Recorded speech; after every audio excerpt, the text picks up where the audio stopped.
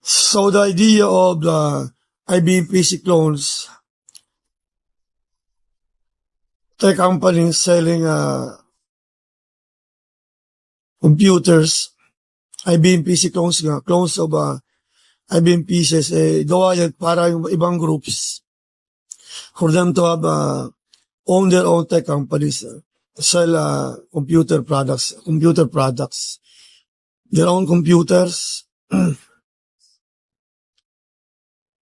and computer devices, computer components, computer accessories, everything. Kaya nga sabi ko gawa ko ng IBM, i-continued IBM, nagalit sa akin IBM because of that. Na-aprobahan na allow na merong IBM PC clones companies. It's a clone of the IBM PC computer architecture allowed, pero technically supposed to be these companies will still be paying IBM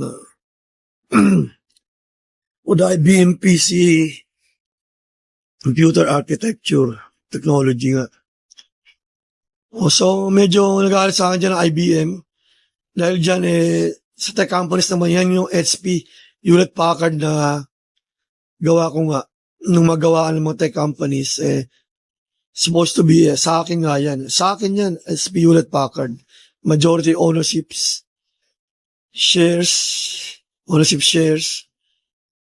Hewlett Packard. I own majority ownership shares of Hewlett Packard.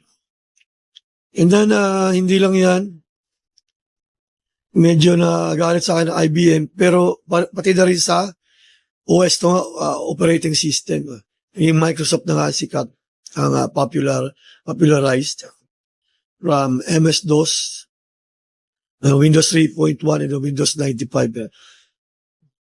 By the time they had seen a Windows 95, yun na ang maging popular, alam na, gawa namin. So it will be Microsoft na from the time on, from thence on. So, medyo nagalit sa akin IBM dyan, in OS to nga, in OS 9 na plano. Even OS 14, OS 14, or only OS 14 from OS 9. But, me, actually, technically, that time, I was stating to them that I co-own IBM.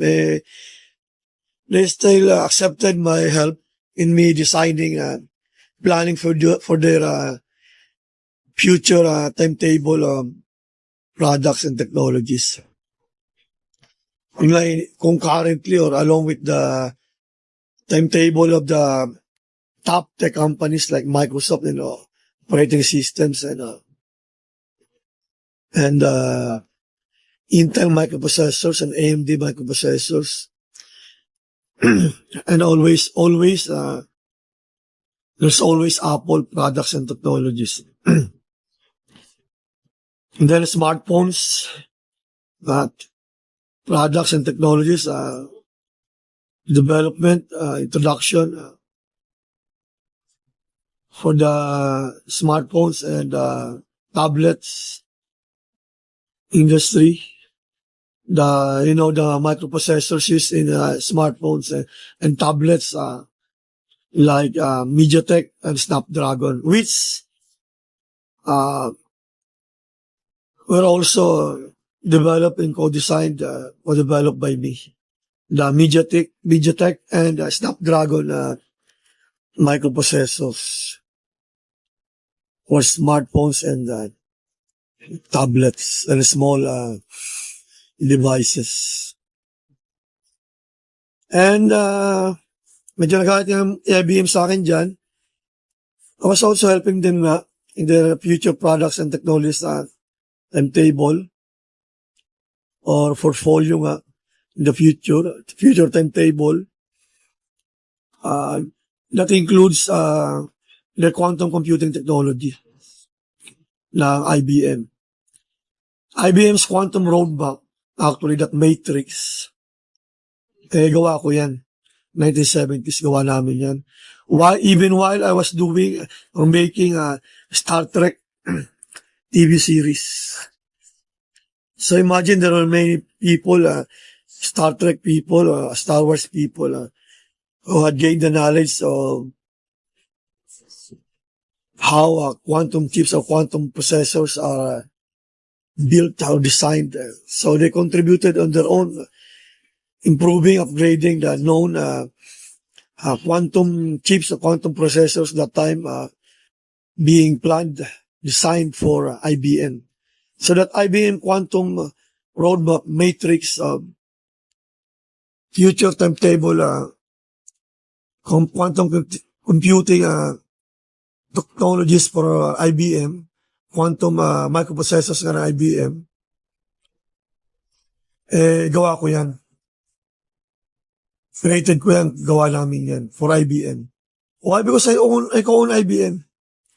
And Intel, quantum chips to quantum microprocessors. So, technically, ayos pa naman that time. Late 70s and early 80s, ako with IBM people. But then there's also the quantum computing groups like IonQ and Alice and Bob earlier pa. 1970s, 80s, maybe early 80s to before mid-80s, pupunta pa sa akin sa amin sa Masbate. For them to formally start up IonQ or Alice and Bob. May mga dating groups na dyan sa Alice and Bob or IonQ. I think if I remember it right, or if I recall correctly, Alice and Bob team and the ARM team, you know, the risk-based company, parallel computing company, then yung ARM, parang isang group lang yan before. You must think and realize that was Star Wars and Star Trek Cold War. Yun lang popular, Star Wars and Star Trek. Pero yung mga other movies na papanood sa YouTube ngayon or para lang siyang AI film or movies talaga, yan na rin noon, mga nung group daw. Na ang mga na-survive, yan ang ginagawa nila dahil tech companies na nga in business.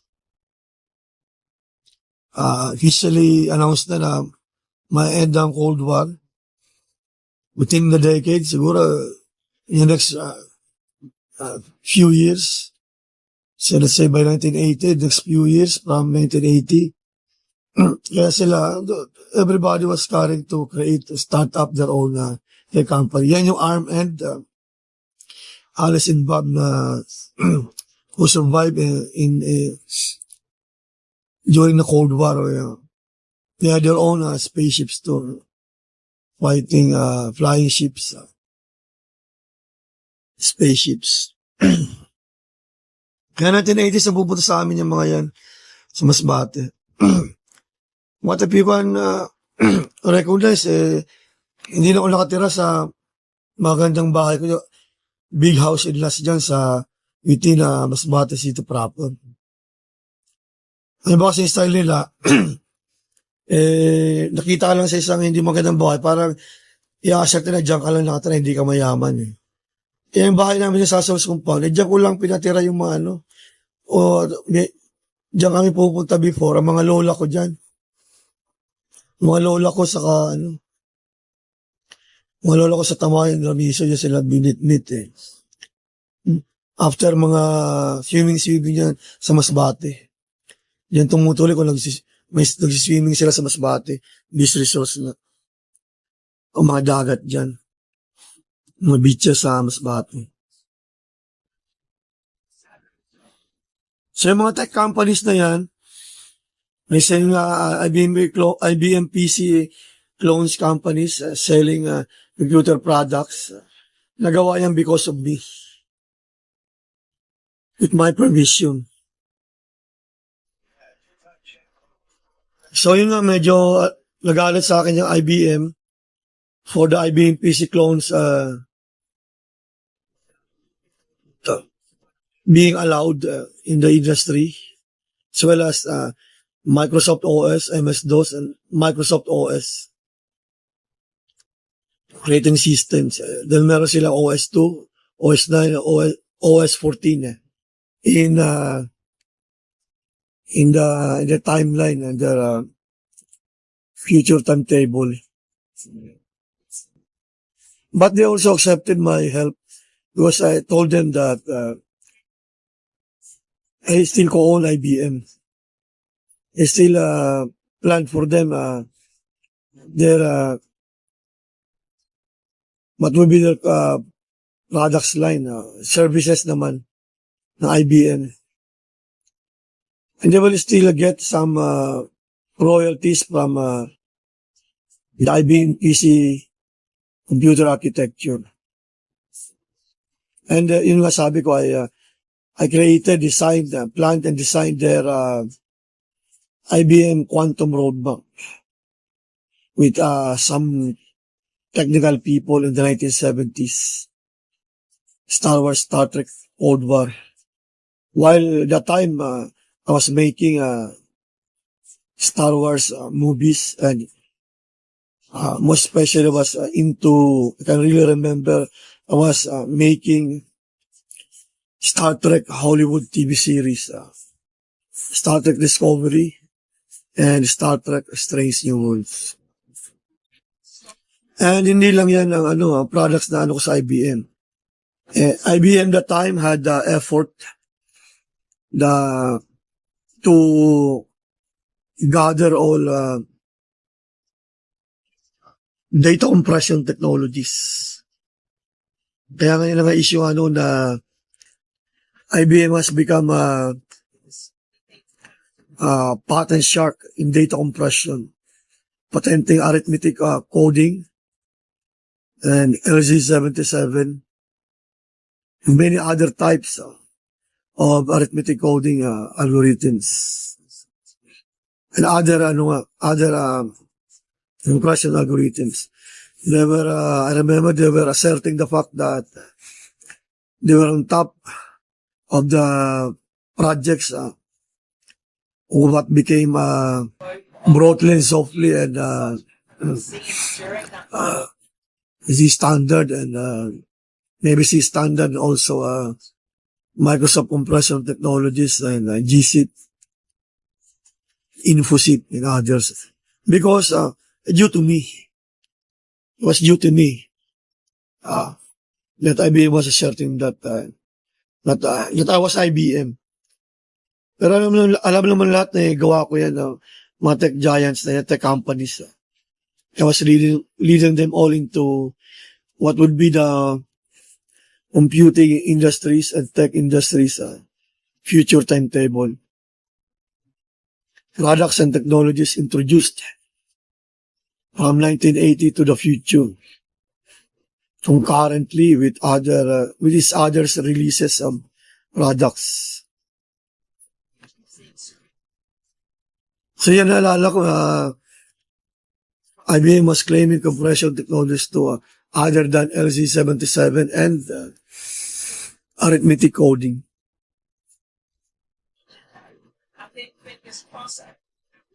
All of these tech giants, all of these tech giants can pay Tamayo now. They can send me, they can phone me, they can message me that they're paying me some hundreds of $1 million